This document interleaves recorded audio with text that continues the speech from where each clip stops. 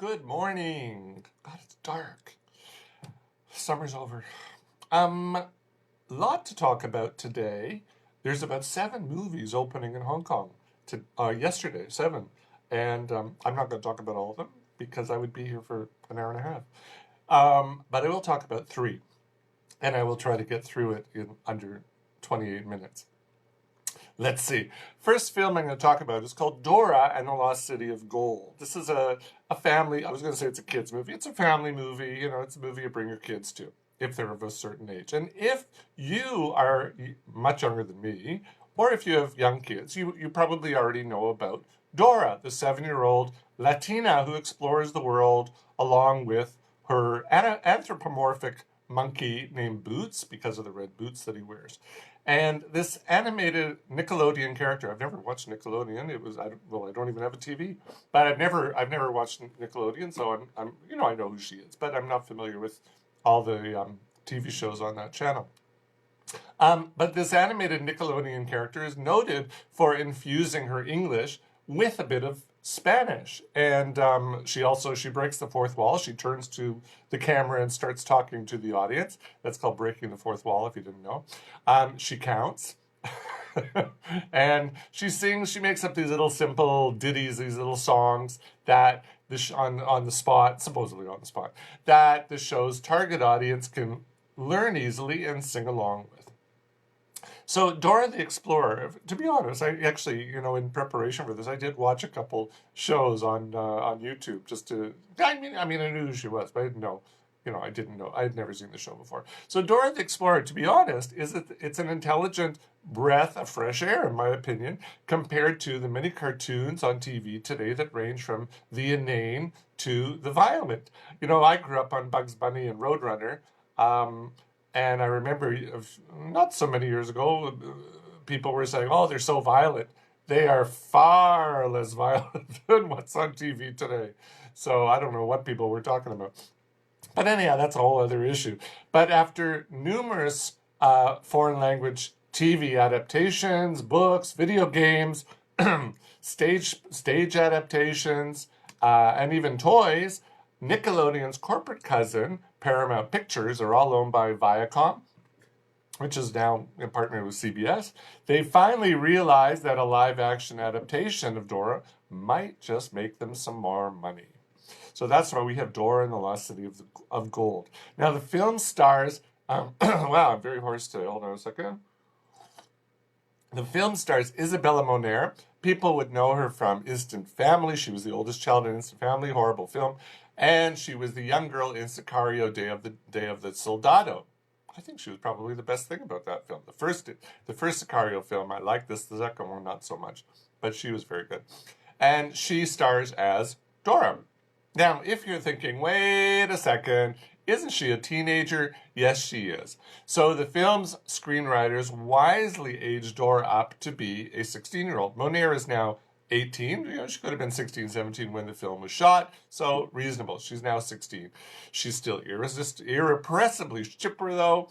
And she does all the things that the cartoon Dora does, like talking to the audience, much to the confusion of her explorer parents, Cole, played here by Michael Pena. People would know him from Ant-Man and the Wasp, Collateral Beauty, The Martian, American Hustle.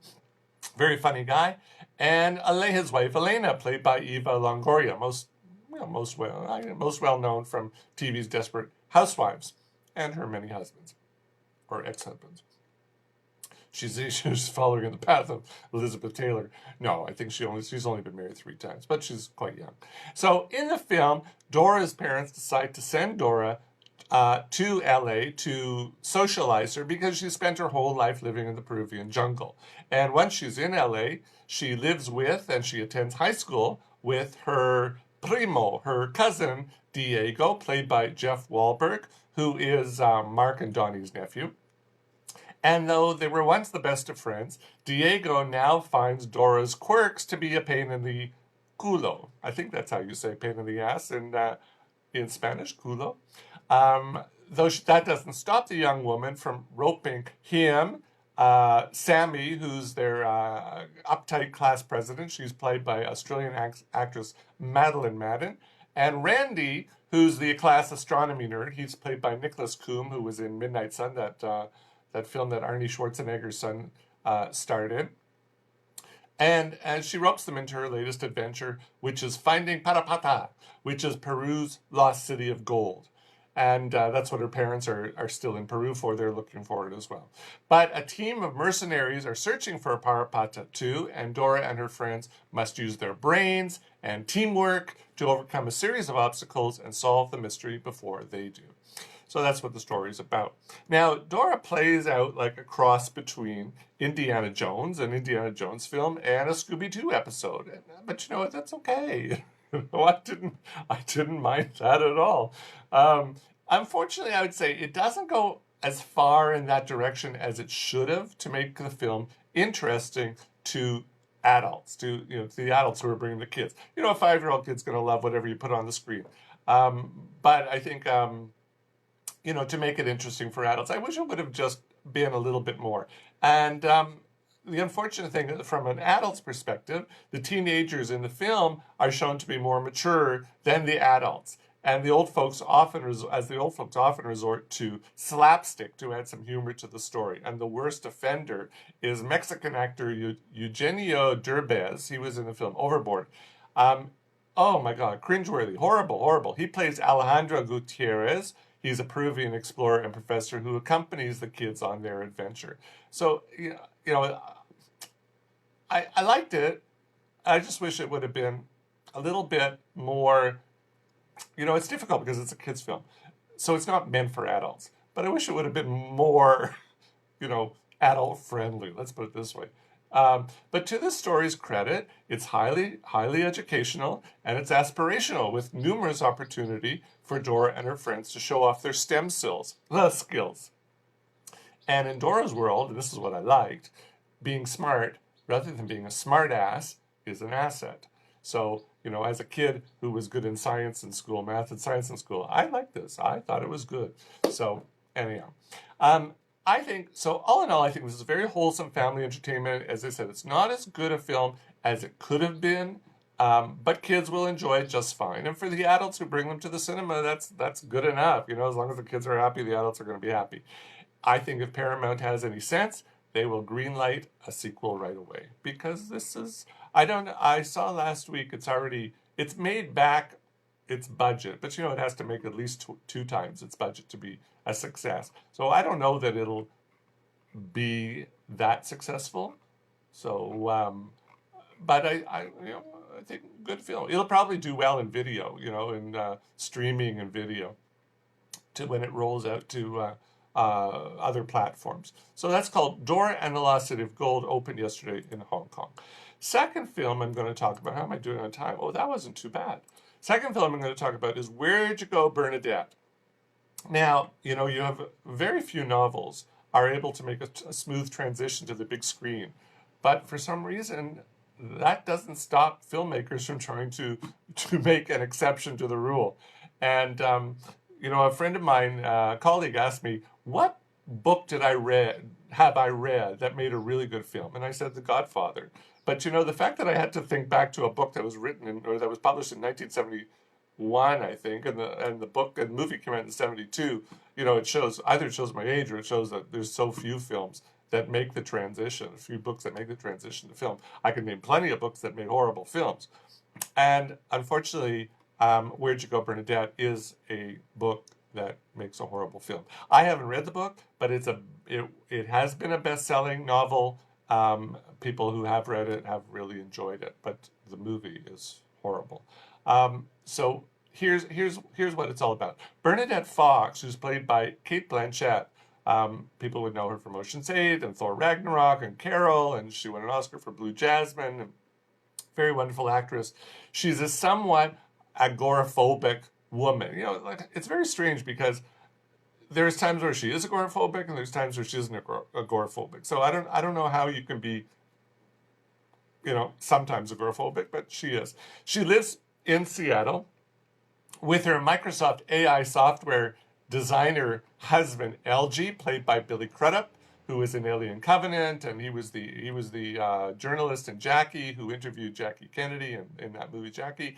He was in Spotlight, and their 14-year-old daughter Bea, played by Emma Nelson. I don't know that she's ever been in anything, but she was actually the best part of the movie.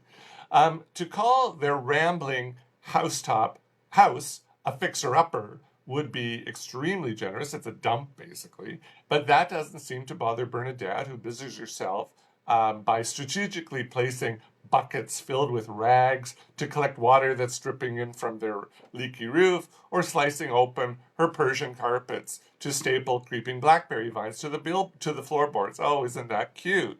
You know, I watched that going, I would kill her. I would kill her in a half a second. Forget about slicing open the Persian carpet.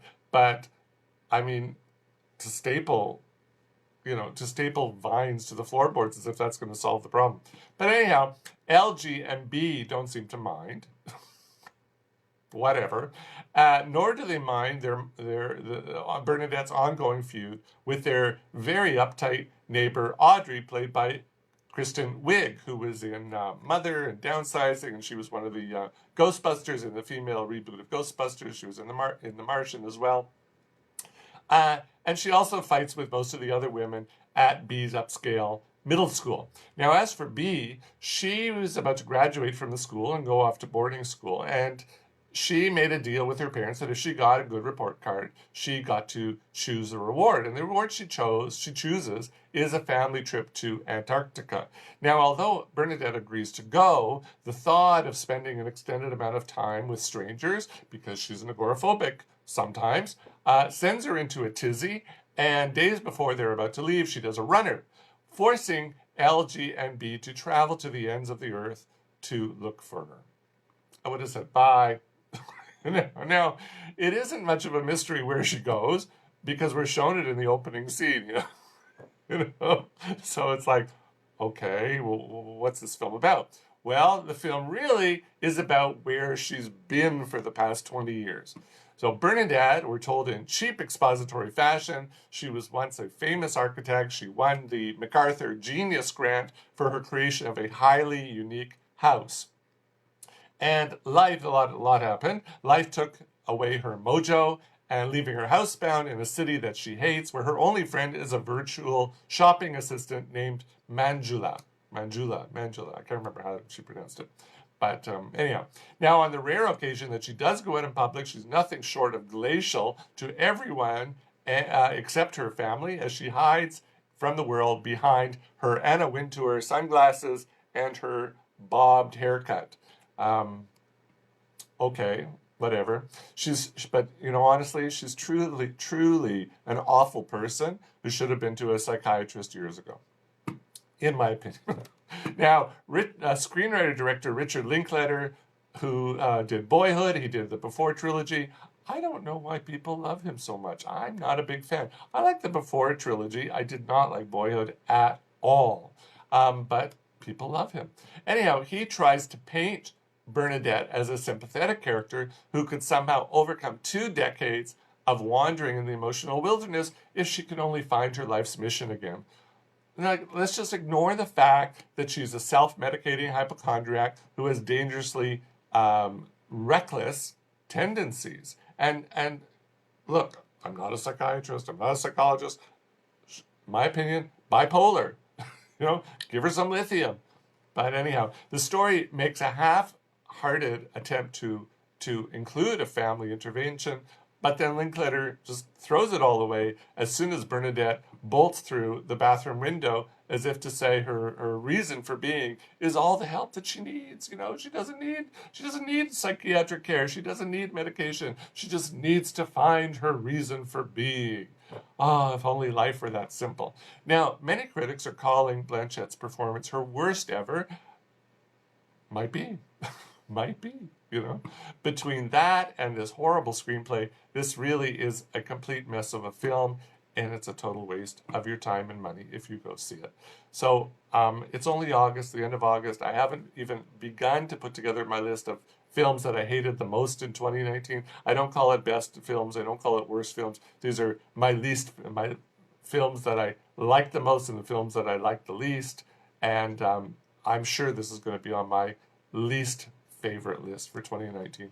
Really horrible film. Do yourself a favor, read the book instead, or don't even read the book. I don't really care one way or another, but this film is horrible. If you go see this film after you've seen this and then you don't like it, shame on you. Oh, one of the worst films I've seen this year, in my opinion. Okay, 14 minutes left. Well, I don't even want to talk for 14 minutes, but it's going to be less than 14 minutes. Final film I'm going to talk about, which opened yesterday, is Yesterday. This is the film that's sort of about the Beatles, but but the Beatles aren't in it.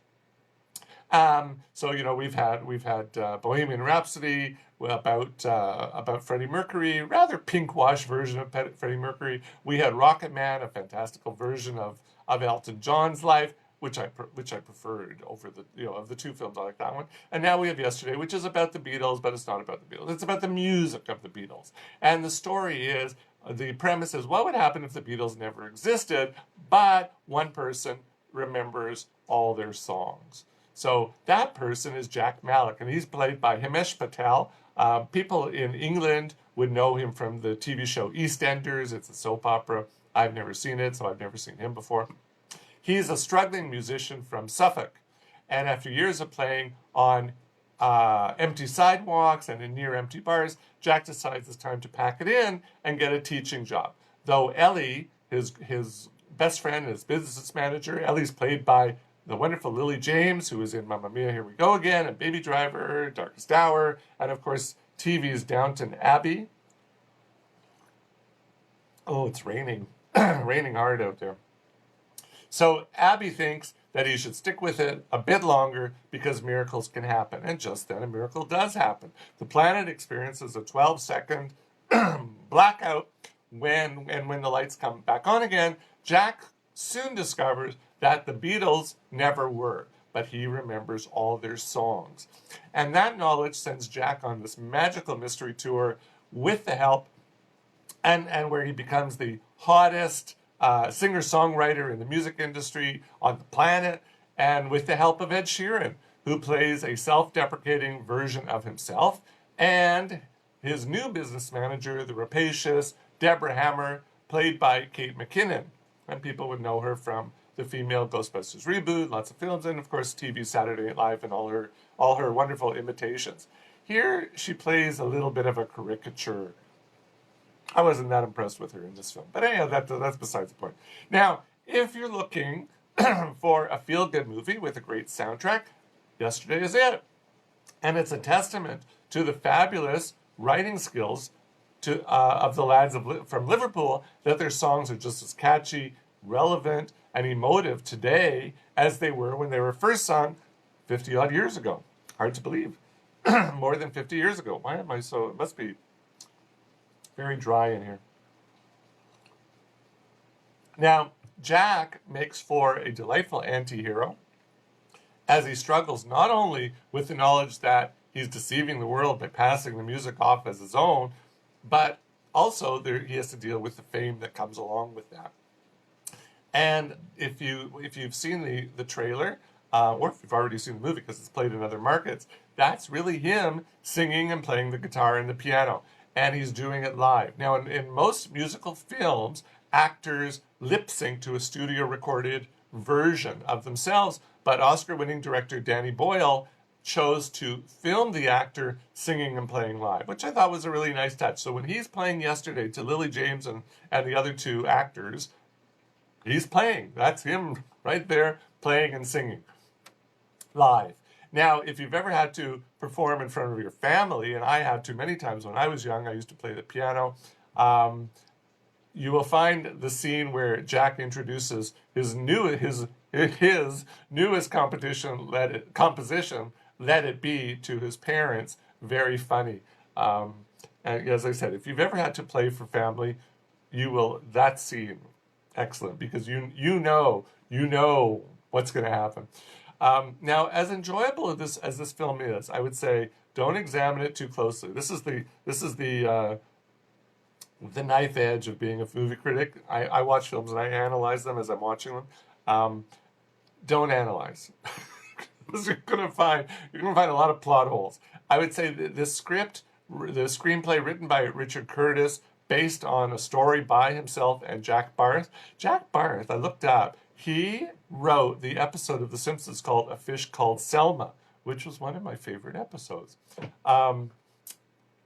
Anyhow, so I thought their script was very lazily written. The third act is rushed. I think they painted themselves in a corner, and they thought, "Oh, how do we get out of this?" And then it was a bit rushed, and then the plot holes just started going boom, boom, boom, boom, boom. There's a lot of plot holes every few minutes. Now, the biggest problem I had with the story is that the underlying premise that it was the songs that made the Beatles famous the world over. That it was the songs that did it. I don't think so. It wasn't just the songs. There was the harmonies. It was their charisma. It was their hairstyles. It was Brian Epstein. It was the time that they lived in, that I lived in. And it was a whole lot more that made the Beatles, that made them these enduring cultural icons. So, this whole premise that, all somebody needs to do is sing their songs for the first time that, for people to hear, and poof, they're going to become famous. No, I don't buy that at all. And while their influence on the band Oasis is humorously dealt with, if you know your Oasis history, they were very much influenced by the Beatles, and they said so. So it's dealt with. Their influence on the British invasion is completely ignored, which is, to me, a far bigger influence. But the British, you're dealing with millennials who've never heard of the British invasion. So what are you going to do now? And also, how many other bands owed their existence to the Fab Four? I know that the Killers also said that the Beatles influenced them, and yet not discussed in the movie. So, and then there's the whole other issues. What else did the Beatles influence? They influenced fashion. They influenced drugs. They influenced hairstyles. I had a Beatle cut when I was a kid. Believe it or not, I had a Beatle cut. So, there was a whole lot. So all that is just, shunted aside.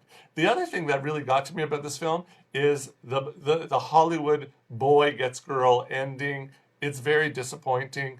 I would have written it very differently, but still had the same result. Where he doesn't have to. One of the things I'm gonna say something. It's not really a spoiler, because you see it in the trailer. He basically publicly embarrasses Ellie in front of 90,000 fans at Wembley Stadium, and she's okay with that. I would have been furious, but she was okay with that. I think, you want to have the ending where boy gets girl at the end. There was a better way of doing it. I have a better way. I'm not going to say it because it would be a complete spoiler, but I might actually write it out, put it on my website, and just say, do not read this if you haven't seen the film because it's loaded with spoilers. But I have a better solution than the way it was written. So for me, bottom line is, yesterday is like eating a bag of popcorn. But when you get to the bottom, there's like a lot of kernels that haven't popped. Like there's too many. You always expect 4 or 5, but there's like 30. And then you just go, oh, well, you feel cheated. You're satisfied, but you're not as satisfied as you wanted to be. And that's how I feel about this film. When the lights came up, I didn't, I said to my friend that I did enjoy the film. And then the more I started thinking about the film, the less I enjoyed it. And to me, it's like, I'm popcorn. So that's yesterday. As I say, if you just want to go and enjoy the story for what it is and enjoy the music, you're going to like this film just fine. If you're going to analyze it the way I am, you're going to say, yeah, the ending sucks.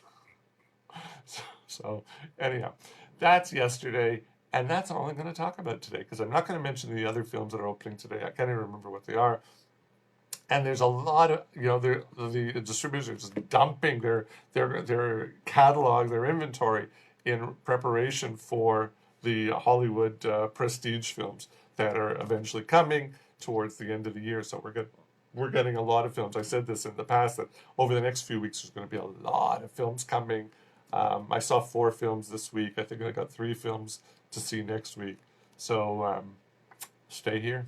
Or check my website, howard4film.com, howard4film.com. Okay, have a good weekend. Still raining outside. See ya.